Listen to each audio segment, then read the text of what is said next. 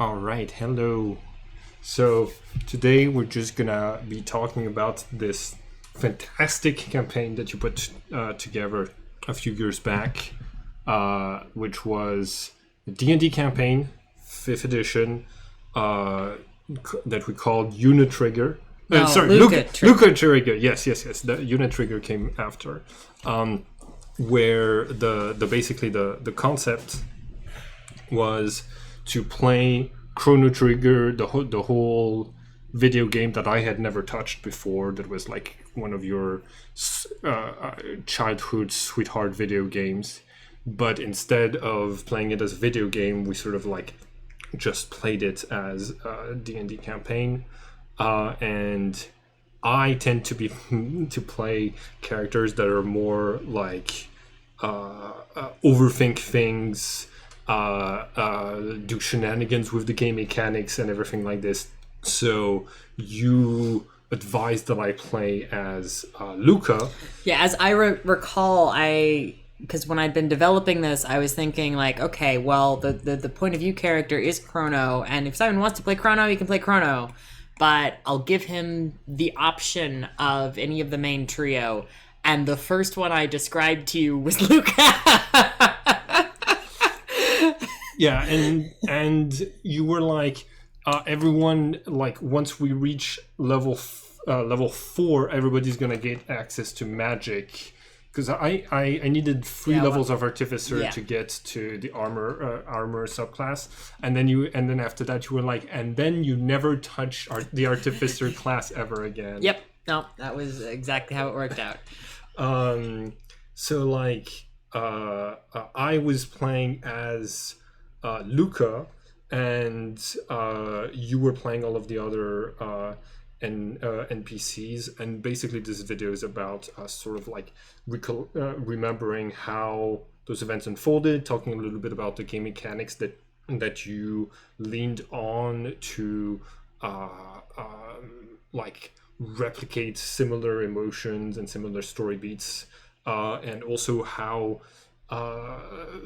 running a video game, the difficulties of running a video game as a D&D game and having to adapt to shenanigans, which I am very prone to doing. So okay. First off, can you so you were giving me level ups only when I defeated bosses. Yes. And you counted like 19 bosses before the final boss fight, so that I could be level 20 with a whole party of level 20 by the time that we got to Lavos, the final boss fight. And I think you skipped one of those bosses early on, so that when we reached level 4, that was when Scipio taught us magic. Specchio, yes. And that was when we sort of unlocked magic. And before then, everything that I was doing with Lucca was mostly like technology-based, artificer type magic. So, like, you want to talk a little bit about how the idea came to you and how you developed it before we start going through like the events of the campaign? So, because in games that you and I have played before, we've had sort of alternate like methods of leveling up, or just like I know that in games we've done in the past, like the Changeling game, you would just sort of say, okay, you're a new level. Like, we don't generally do XP tracking in this household. That it's just another like number to keep track of, and I at least I know you and I have both expressed that like it sort of sometimes incentivizes like looking at other creatures as bags of XP more than either an actual threat or an interesting story beat or something along those lines. So by tying the levels to like bosses, but as an extension dungeons, I feel like we were able to sort of directly tie your leveling to story beats. It was always when you completed a goal. It just so happens that goals tended to align with bosses because of the structure of Chrono Trigger is basically being a dungeon crawler. Yeah, and by like calculating how many bosses there were, and sort of like I think you just took one off of the like the fight where I recruited Frog, where I got my ass handed to me and Frog came in to save me, was the one fight that you considered the boss fight. Yeah, it's not normally a boss fight, obviously, but things worked out because you ended up actually skipping a boss fight. The tank. Yes. Yeah, but we might be getting a little ahead of ourselves. Yeah, of course. So I think the way that the story unfolded is like just I wake up. It's the Millennium Fair. I got this huge invention that I'm presenting. I'm so excited for it. I meet my parents. I think you did something really good with the mother in that you gave her more like agency and more of a personality that she gets in the video game, and a little bit more of a backstory that informed how my relationship with technology. How much of that is like in the original game? Well, so in the original, Lara, Lucca's mother, does have mobility issues stemming from an accident involving one of Lucca's father's inventions. That is canonical, and it is something that gets sort of fixed, and there's always the showing disabled people being healed isn't always necessarily a positive representation of things, but I can see why it existed in the game as an interesting mechanic, and at the end of the day I ended up holding on to it because I think it does sort of define a lot of this character's sort of relationship with technology as something that is able to heal and harm. Yeah.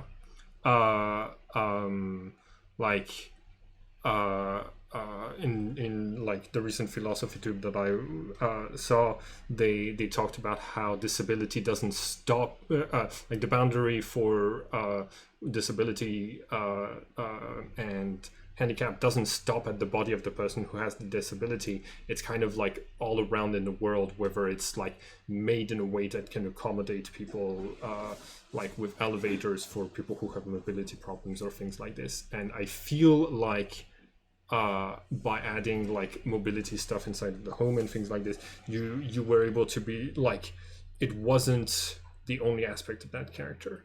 Yeah, no, like we made points of like, or rather I made a point of like, her disability doesn't start at her body, it starts outside of their house. Their house has been designed in such a way that when inside of the house, she's not disabled. She can go everywhere, she can do everything she needs to do. Things are oriented in such a way that she is just as much as home as anyone who is able-bodied. Yeah. It's only when she's outside of the house that things become more difficult because, all of a sudden there's architecture that no one is thinking about in an accessible direction. So like I did my best essentially with that, especially since I decided that it was important enough to the character that I still wanted to have that like the accident be a part of the backstory. Yeah, for sure.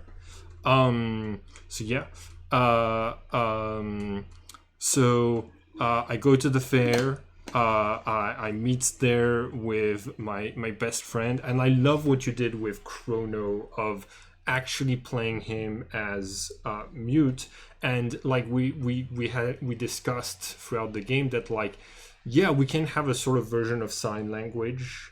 And you and I were close enough, like we don't know sign language, but we like from your gestures, and I was able to deduce very often like what you were saying, and we had basically agreed like in a world with such a small population and like a medieval setting, there wouldn't necessarily be a American Sign Language. Well, they're not quite medieval, but it's sort of that like Renaissance. rustic, pre-industrial kind of vibes. Like it feels very like what a Japanese person thinks that like 1820s England looked like.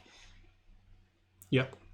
And so like you never spoke as Chrono. You were always saying like, and like very rarely you were like, and then this is what he communicates with sign language. But a lot of the times you were describing his facial expressions, the fact that he was blushing next to Marl, the like the fighting stances that he took, or like the expressions of hunger, and like in a lot of ways that reminded me of Son Goku. I mean, he's very clearly inspired by Goku. Yeah. Like, anyone who has ever seen Chrono can immediately say, oh, that's the guy from Dragon Ball. Yes. Like, especially the scene where, like, oh, we're getting rewarded for saving the princess with a meal, and, like, or like, moments of shock that, where I just pictured panels from my childhood from Dragon Ball. But yeah. So like we get there, you told me that I had Gato, and so like in like at first like I get Gato's help to set things up, and we decided that like my main character flaw was going to be like the social awkwardness, right? I decided I wanted to play a character who had who had exactly my political ideology, but which doesn't necessarily make sense, because like how would that ideology develop in such a small world? But like who has very awkward. So I think one of the first moments I remember was like trying to present my invention to the crowd and like trying to get a volunteer, and you said like everybody else in the crowd takes a step back and Chrono is the only one who didn't take a step back. We're gonna be talking a lot about this like you've played the video game, so if you didn't, you might be confused about some stuff, but is that what happens in the video game? Everybody else takes a step back? Well, rather, nobody volunteers. You, as the player character, have to like go up and talk to Lucca, who then is just like, "Why is no one doing anything?" And like, you volunteer. I think I remember I was like, "Hey, don't worry, I tested this on your cat." Which I think we had established a moment before, and he was like, "You." Like he looked at me like, "You what?" And then I pressed the button and he teleported. So yeah, Chrono teleports no problem, and you know everyone's surprised. And then his date that he found at the fair, you know, this really cute girl that has been walking around with him, gets really excited and walks up. Yeah. Which at this point, like Lucca as a main character hasn't interacted with Marl yet. Yeah. I think I had said like, oh, she looks cute. I like there might be a situation where like I like both Chrono and I have a crush. We established Chrono was my cousin like super early on, especially since like how small the population in that setting is. But we don't know this strange person who's from out of town. Yeah, I mean it's a big fair. It could be anybody. Yeah. But yeah, like she teleports and like I kind of freak out. She disappears. Yeah. From the telepod. Teleporting is what you wanted to happen. Yeah. And like there's a weird symbol on like there's a weird necklace on the ground that interacted with it weirdly that she didn't take with her, which is weird and inconsistent with the way that the mechanics of time travel work for the rest of the game. And and what I love about what you did with the time travel mechanics is that the further we got the further we moved forward, you had a consistent you had some consistent rules, but then like farther down the line when I asked you tell me exactly how does time travel work in Chrono Trigger, and you told me Perfect line. It works in the way that is the most confusing way possible. Like whatever makes the least sense.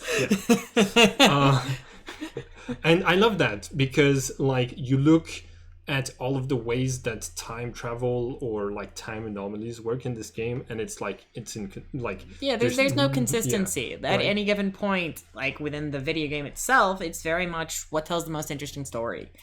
And I'm a lot less interested in what the actual hard and fast mechanics of it are, since I know where the story is going.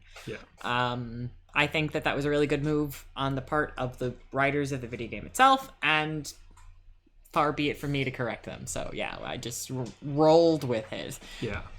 So I think at that point, like I closed down shop. I put a tent around the hole in space and time that I don't see yet, right? Because I haven't time travel. Like you said, only people who had time traveled were able to see the little gates. So you aren't aware that time travel has happened, but you just sort of like cordon off the area, and I think after that it was like I made a couple of Arcana checks, and I was like, I don't know where this leads, but I can like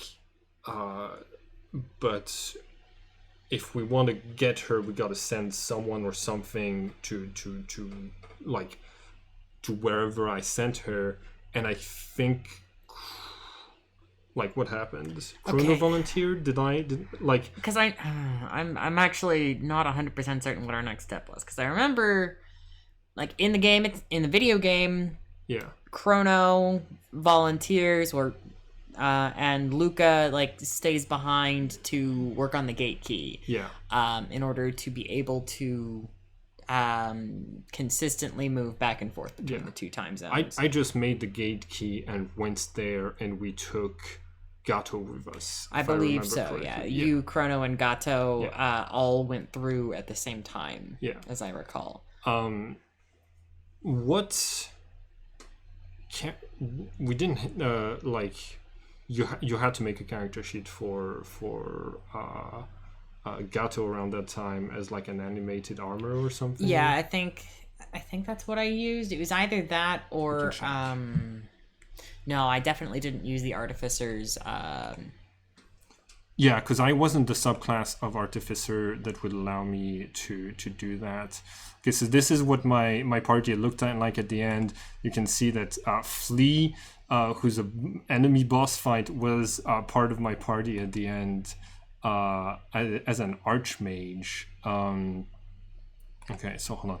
It was it Lucca's party, and then there was a sub familiars Gato summon construct level 4. Yeah.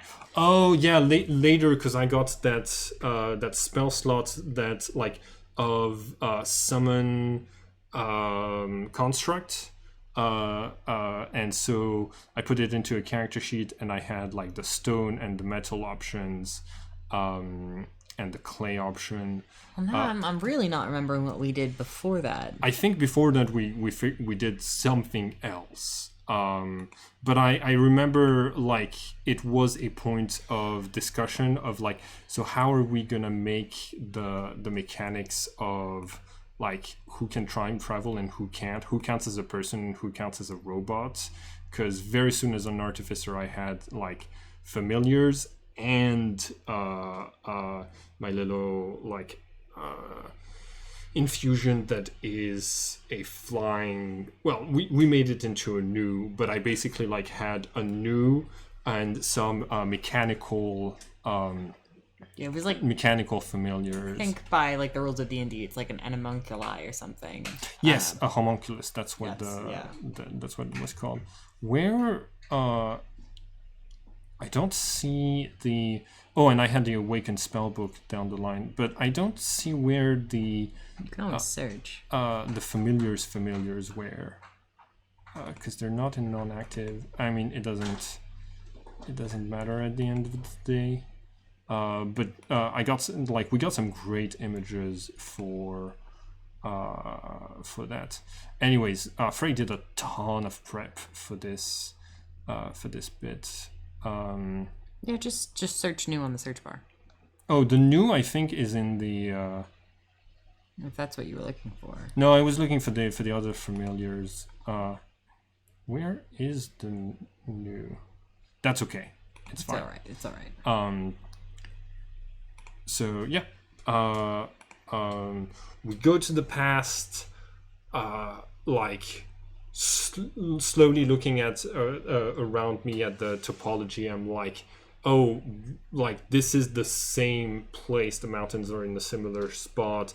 It's just like either a parallel dimension or like time travel or something. And like immediately Lucca goes into full, oh shit, we're gonna erase ourselves from existence. Yeah, no, like you put it together way faster than like the characters in the video game are supposed to. Yeah, because I'm playing an artificer with a high intelligence. It's a little obvious what happened here. And so like we go around to the fair, and the whole time I'm like terrified at the consequences of like through the village. Yeah, there's no fair. Right. Yes.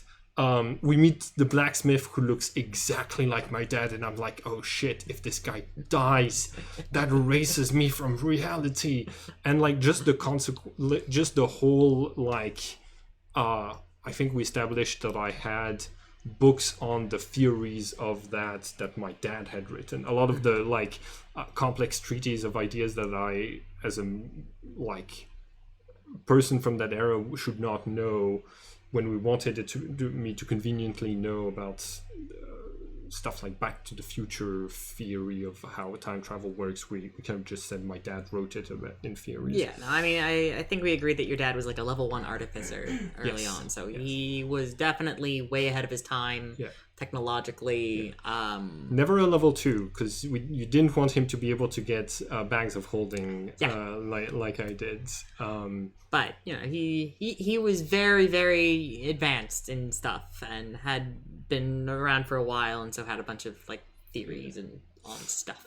How did I get to Queen Lean? Do you remember, like...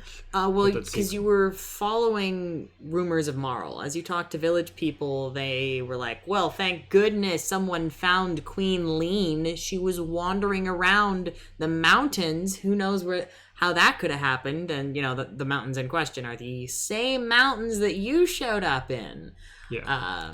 Had we somebody had told us, like, the queen is missing when we were back in, like, the present... and we pieced together... The princess likes running away from the castle. We realized that it was the princess before we went back in time. I do believe so, yes. And so, like,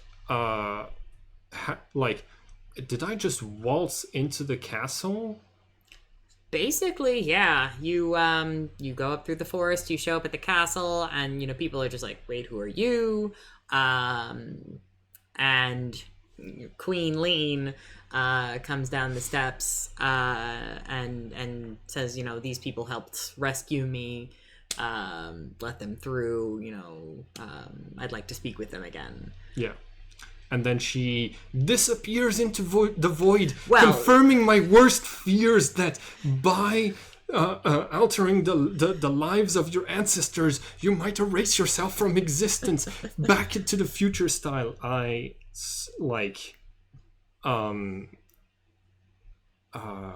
then later you had to make like rules that contradicted that. Yes. which like again, time travel makes the least amount of sense that it possibly could in any situation, and that's beautiful, I think. And I think after that I start to look for Queen Lean. The real one. Yeah.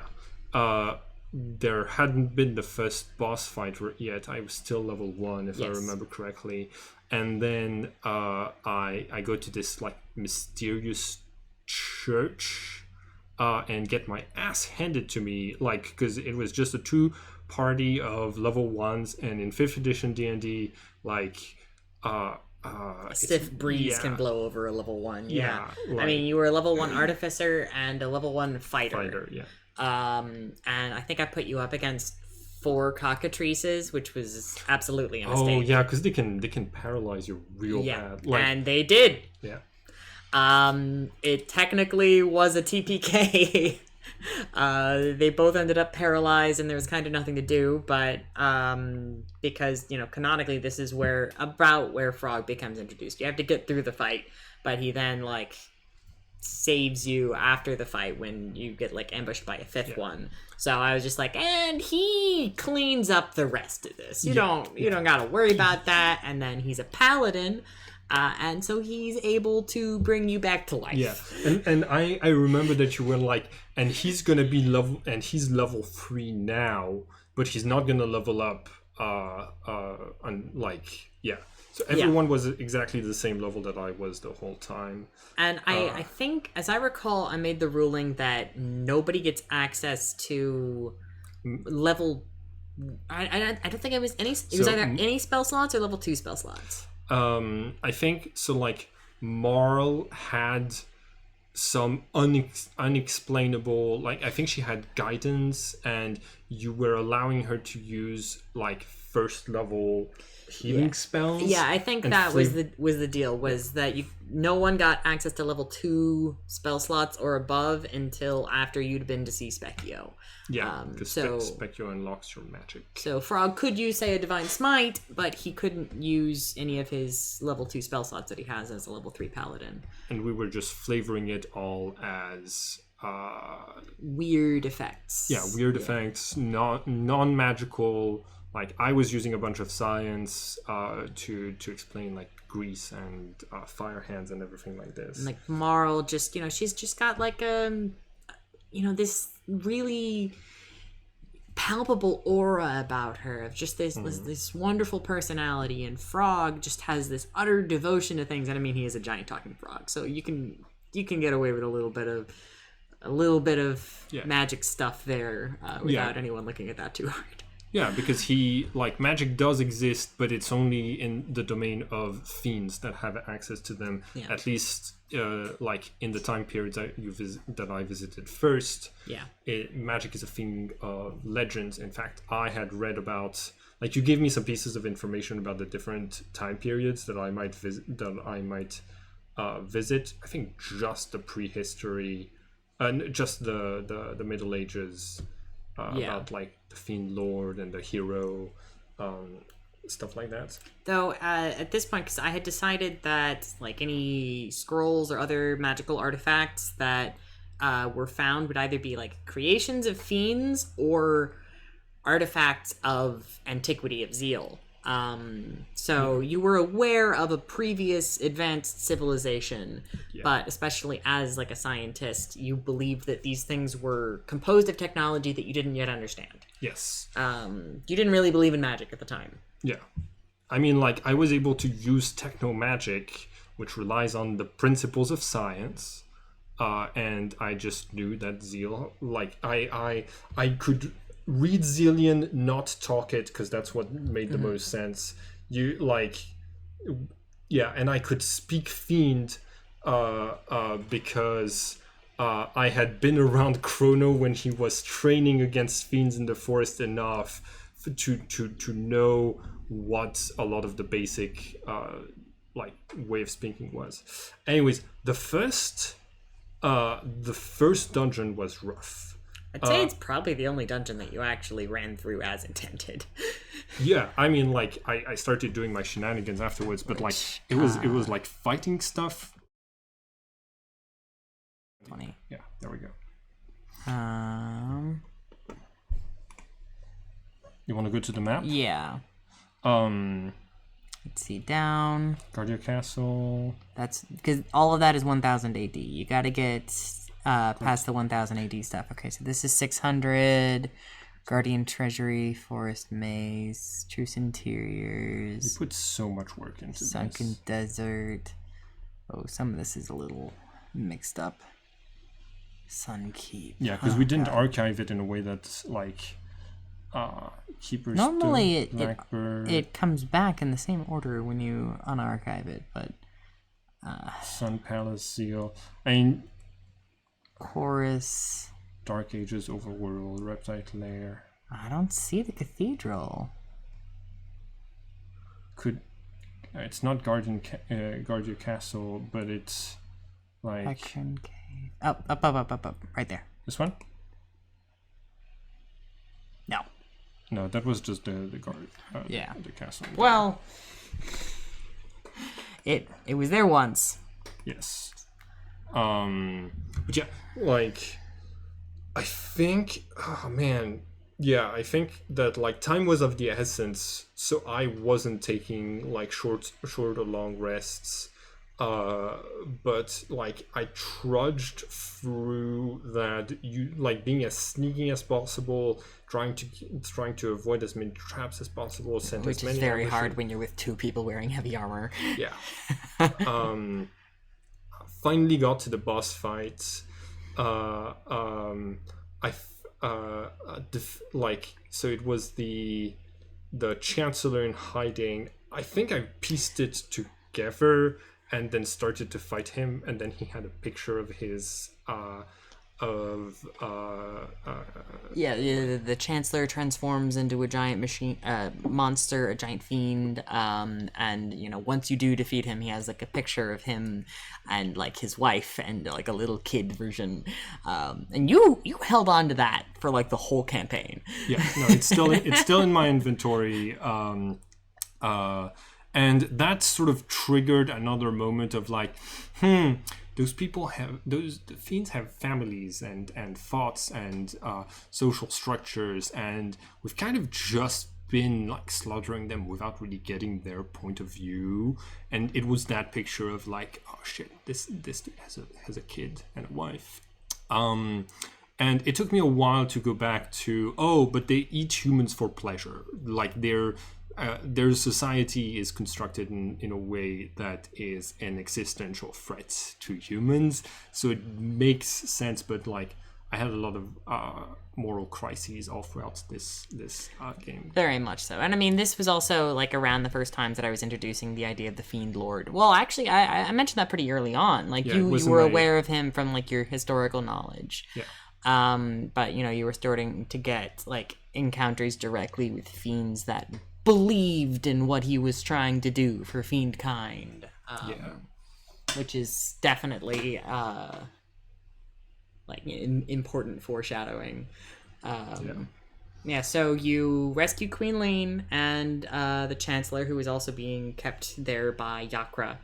And you get your second level up. You are now level 3, which you've stayed for a while. Yeah. Yes. When was my first level up? It was with the Nagas, because I realized how under-leveled you were. Was that? Okay. Got it. I think I remember that being the case. And then just you didn't. Maybe I'm wrong. No, I remember not leveling up there. I think, we didn't give you that one because I gave it too early with the Nagas.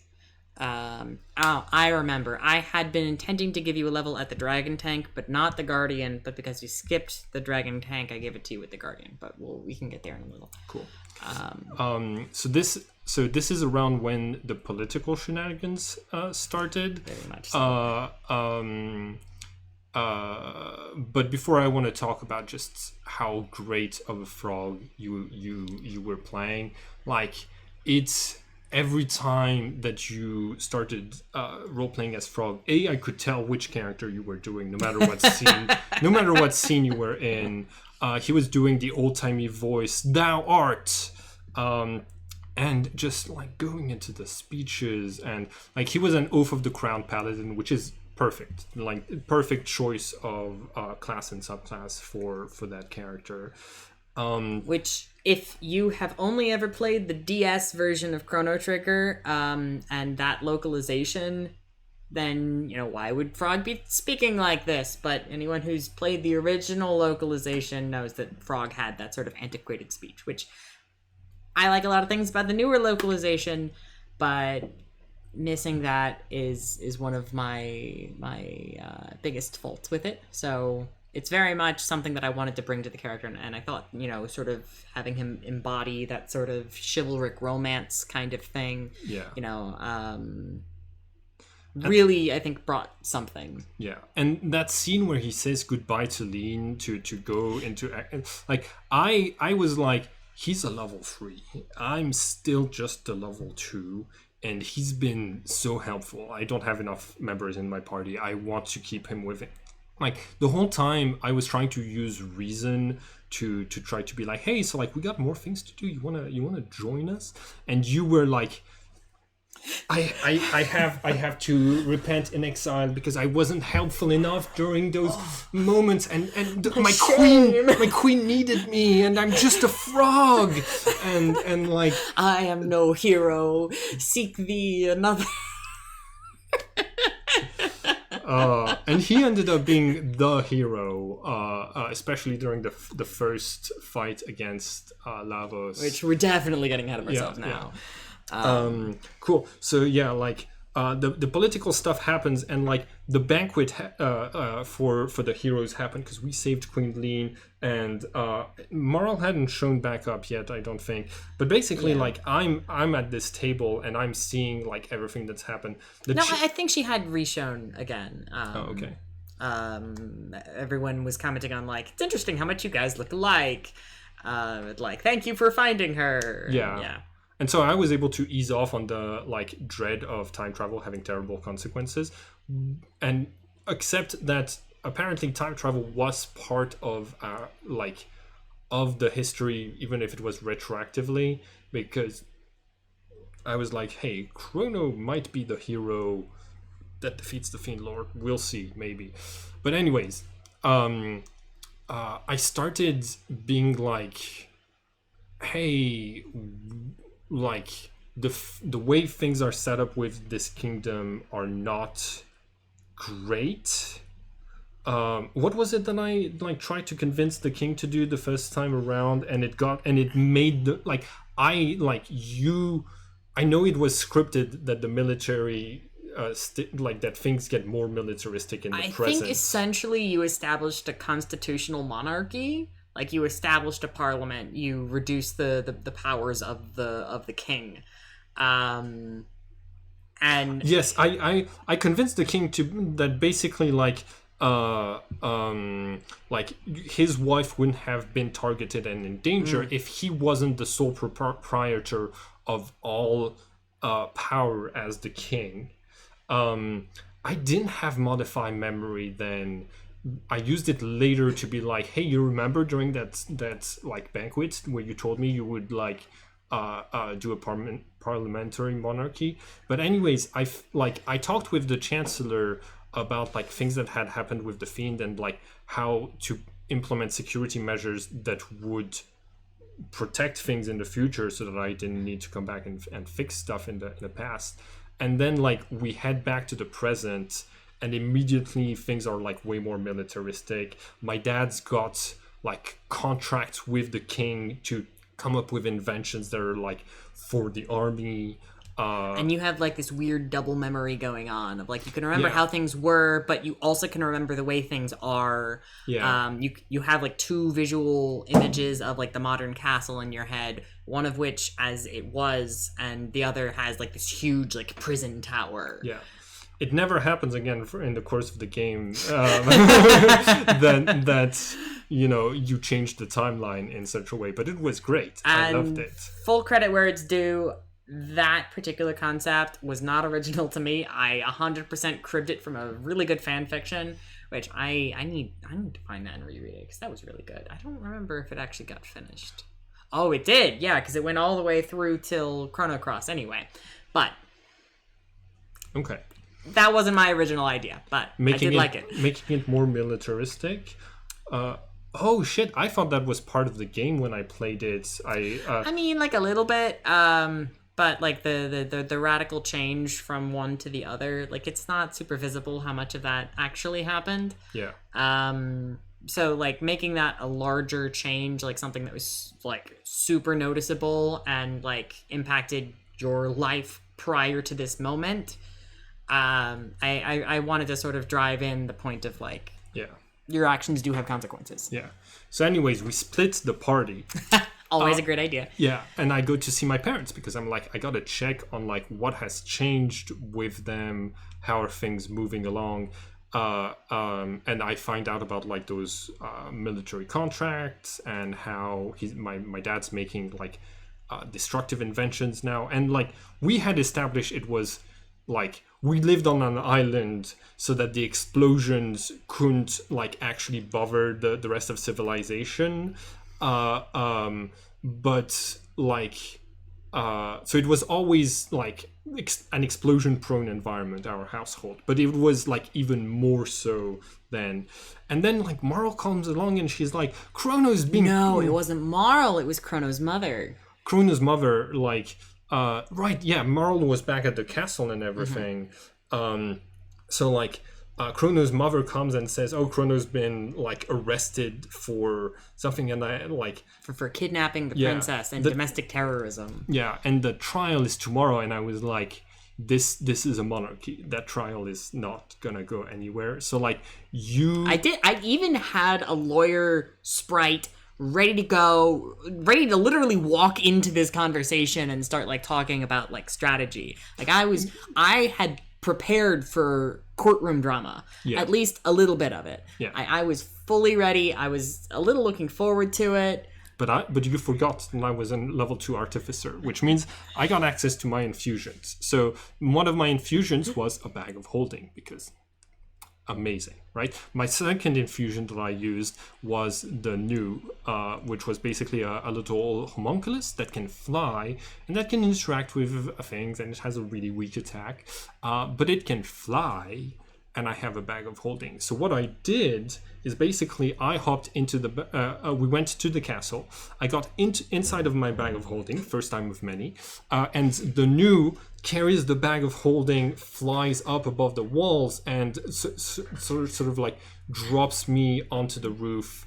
I spy on the king and Mar having this conversation about like Chrono and how it's unjust and things like this. Marl's trying to use her charisma as that sorcerer face of the party vibes to like get him to back off of this, but he's not having any of it. He leaves, she's in tears. Yeah, I think the first thing I did was drop into Marl's bedroom to talk to her, to try to recruit her back into the party to get help with this, and then she gets called to the king's quarters. And that's right. Yes. So you met her again. You were starting to plan things, and then like she was called away to speak to the king. Yeah. So you were like in the bag of holding in her pocket. No, I was actually using. What did I have the infiltrator? No, you were in the bag. Right. You were definitely in the bag. Yes. And like during this conversation, I tell her like, okay, let's like she's still in the room with the king, and from that window I see the tower where he's been kept. And so I tell her, okay, go to the window and drop me out of the bag of holding in the window. So I climb on the outside of the window. I take my bag of holding again with me, and she's been confined back to her room under scrutiny. I go back into the bag of holding. The new carries me to the tower, and I start breaking out Chrono. So like I find him in his cell. I unlock it. You use you were already ready. You had the map for that dungeon. Thank and goodness. I solved that dungeon with one spell slot. Yeah. I solved that dungeon with one spell slot. So yeah. like I look at the parts of the map that he allows me to see, and I see like guards everywhere, and I'm like, they're heavy armored. This is gonna be a trudge, and this is the first of the dungeons where I'm like, I'm gonna come up with a strategy with the spells I have, and I'm gonna use it. And the strategy was, you need a really loud clock to wake Chrono up. He's canonically like really hard to wake up, and so I had invented a really loud clock. Which so even if you've never finished Chrono Trigger, if you've started Chrono Trigger, you know that he's difficult to wake up. Yeah. And ramping up the power of that thing was how I justified using Thunderwave. That does like sound damage, thunder damage. Is it? Yes, it's thunder. Not lightning damage. Yeah. And so what I did was I ran through the whole dungeon, disengaging and dashing, pulling aggro. Yeah, I was pulling aggro. I like basically like making sure all of the guards were following me because I saw they were narrow bridges, and I get to the top of the stairs that are like all the way at the top of the dungeon. I had taken like 2 attacks of opportunity. Yeah. I was like super healthy still. Chrono was in the back following me in case there were any stragglers who didn't get it. But basically, like, I get up there. I have in my bag of holding like just a bunch of nails and other stuff that I had Basically picked up. caltrops. Yeah, caltrops that I had picked up specifically for this. I drop it on the ground, and all of the guards are coming up the stairs, and I thunder waved. First off, the guards themselves, pushing them back, like dealing thunder damage, and then in the spell description it says you also push all of the objects, and so they're all lined up in a corridor, and there's just this hail of armor people and fast flying metal projectiles, and you roll the damage and you're like, yeah, no, they're all dead. And so that's how I clear the whole dungeon with a single spell. Which I think it's very interesting that you then tried this again with a different GM, like a different game entirely, and I wasn't even there, and the GM ruled entirely differently. Like, yeah, they moved. The GM ruled that emptying your bag of holding was all of it on the floor wasn't a bonus action. Okay, I remember it not working as it did with us, but since we generally always allow item uses to be bonus actions, it's and like, you're very open to shenanigans. You're very open to being interpretative. I love shenanigans. Yeah, if I didn't, then we couldn't play. You could not play together. No, like, I mean, like, I could tone it down, but there's always something about the game mechanics where I look at it and I'm like, ooh. Yeah, you're 100% a power gamer. You got to be willing to work with a power gamer, which, like, I love Morrowind. I love power gaming. It's fantastic. and the good thing about doing solo campaigns with you is that we're on the same page, and it's okay that I play characters that would not be okay to play in with the rest of a party, and I'm talking specifically about Chrono Trigger here, which is another story for another day. Yeah, we'll do that another day when we're done with that campaign. Anyways, the boss arrives behind me, and it's this huge metal tank, and I'm like, oh shit, did my dad help invent that? Which, like, only inventor, it makes sense. Yeah. And you start to make the rolls, and I jump with Chrono and myself into the bag of holding, and escape with the new just carrying us out, while just being under fire, dodging around. And I just didn't do that fight. Which I made it a red dragon wormling, so it doesn't have flight capabilities, which makes sense, but it does have a decent, like, range on its breath weapon, but that's all it's got. Yeah. So yeah, no, it's just as soon as you were out of reach of the fire breath, that was, end of fight. But you didn't beat it either. So at this point, I was still like, this otherwise would have been a level. This is not a level. Which I think probably worked out a little better pacing wise. You get a little bit more time as level 2, and a little less time feeling like up against the wall on level 3. I remember yelling "For Guardia" when I killed all of those guards. But yeah, we get Marl on the way out,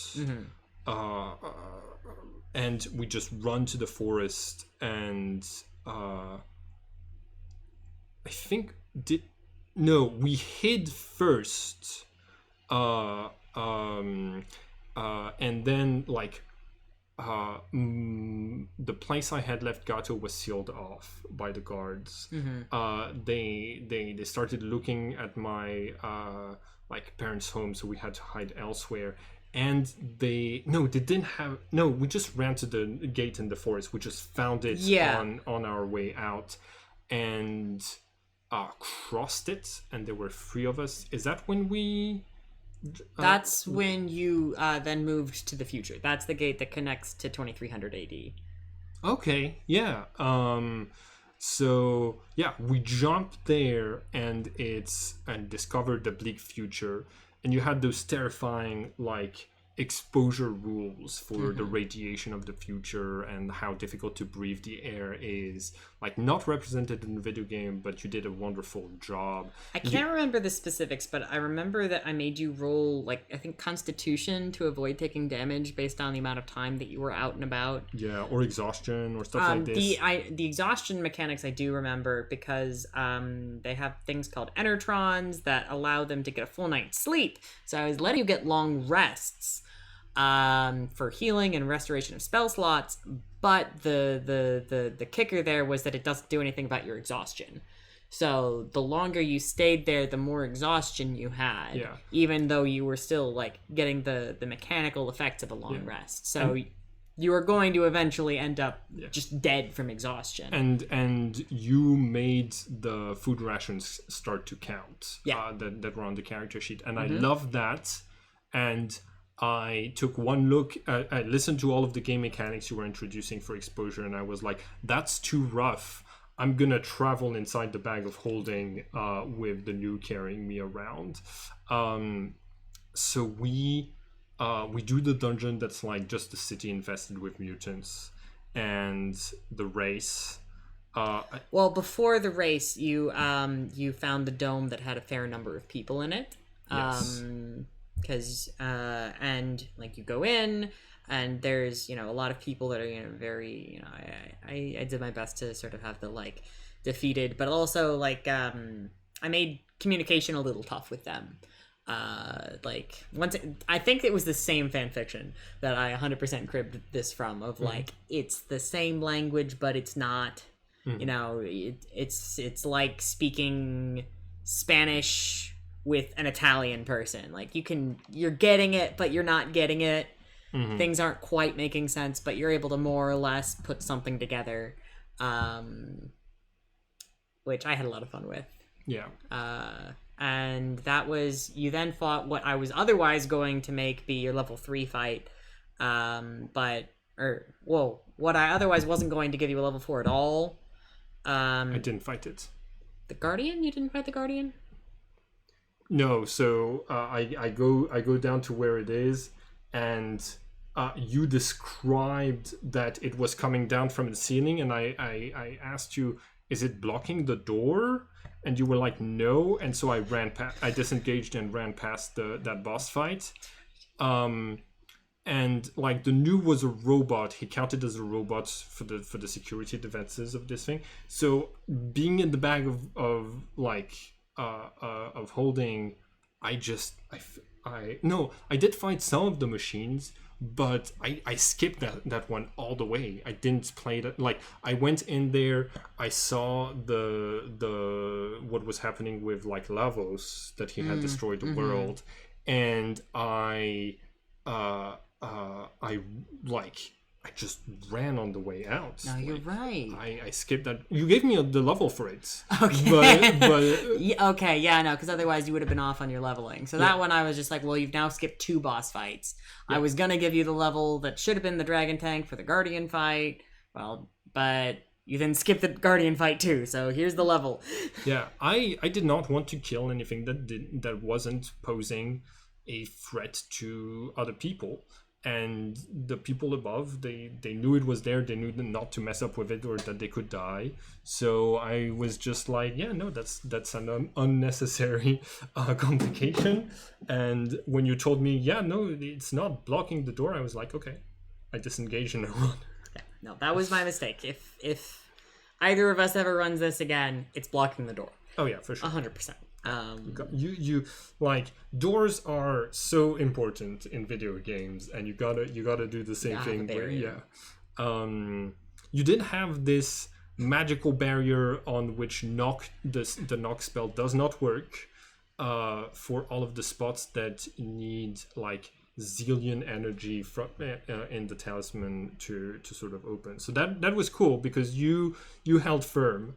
You tried everything on that. Like you tried like astral projection and like everything you could think of, every single spell that you had access to at that point. Well, at any point. Yeah. It's just like, what's behind this door? And it was like, I think I told you a little bit about how energy shields work in anima, in that they touch into the ethereal realm, the immaterial realm, and so they can stop spells and immaterial creatures from crossing in. So like, I did not get into those doors until, like, which is good. You made a door that worked even against an artificer. So like, that was fun. Yeah, I just decided whatever he tried wouldn't work. Yeah. No matter how many ad hoc justifications I had to make, it would not work. Yeah. Because I think it's more interesting to have that as something to come back to, having that question mark still open. That like, this is clearly something that I'm meant to access because it's drawing attention to itself, but I don't know how. Yeah.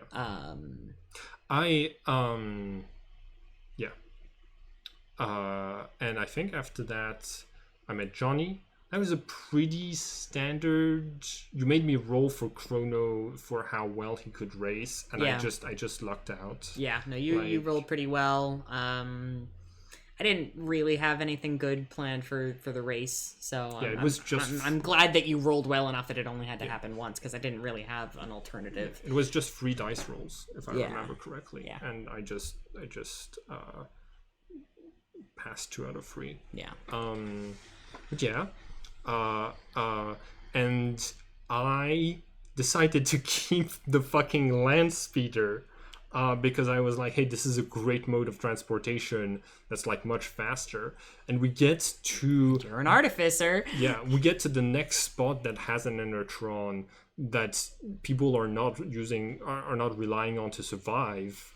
And I was just like, hey, so can I like unplug the Enertron from its energy source in the base and then plug it into the land speeder's energy base, so that I can have a walking long rest machine? And you made me roll for it, and you... I set a ridiculous DC. It was either like an 18 or a 20, and you just sailed past it. What can I was willing to let it happen, but I needed you to work for it, and you did it. You lowered the speed of the land speeder, and you made it so that I needed to what was the thing? You made it so that it only gave me it gave me some different benefits, some different healing benefits than what I would normally get. Yeah. But I think I made it a spell slot machine. Like, I didn't let it restore your health. It was just spell slots. Okay, yeah. Still... Which is still really good. Still extremely good.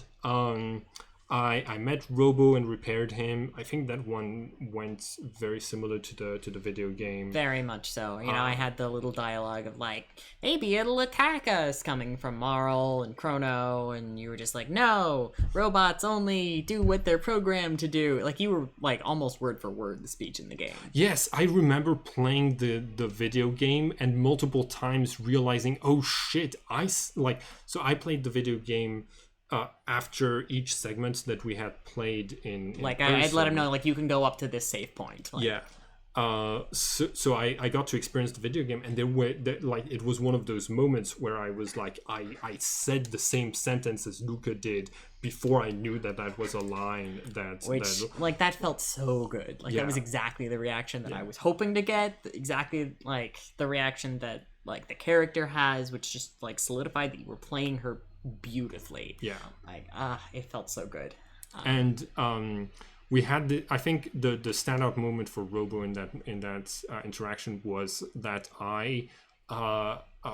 he was like, I'm following the rules of politeness by calling Marl Milady because she's a royal, and like it was making Marl uncomfortable, and I was like, rules of politeness evolve, and this like it's like you gotta adapt to what makes the people uncomfortable. So you like, to be polite, you have to stop going with what your original programming of calling people milady, which was another like almost word for word beat, but like so good. And like those were like very validating moments for me as like, oh, I'm playing this character like about correctly. I remember like when we were talking with the people who survive in the future, where I let Marl and Chrono do the talking, but what I did was that like I fixed up their Enotron, and I think it was the only use of that level 1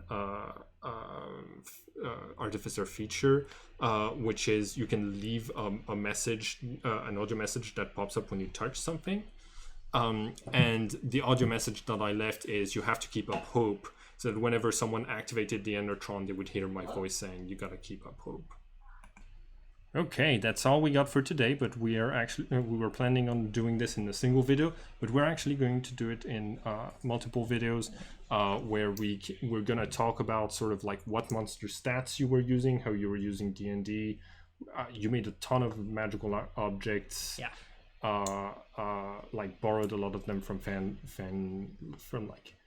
sites and stuff. I took all like from homebrew, from D&D, or homebrewing things myself. But yeah, we'll get into more of the rest of it from here, because we haven't even hit the end of time yet. So. Oh yeah. That's when I hit level 4. Yeah, out of 20. The boss fight against the other robots was when I hit level 3. No. That was your level 4. I gave you one for level 3 for the Guardian, and then level 4 was those robots. You just didn't get the effects of it, but I didn't have make any more fights. That makes sense. Yes. Mm-hmm. Okay, cool. Okay. Well, see you around.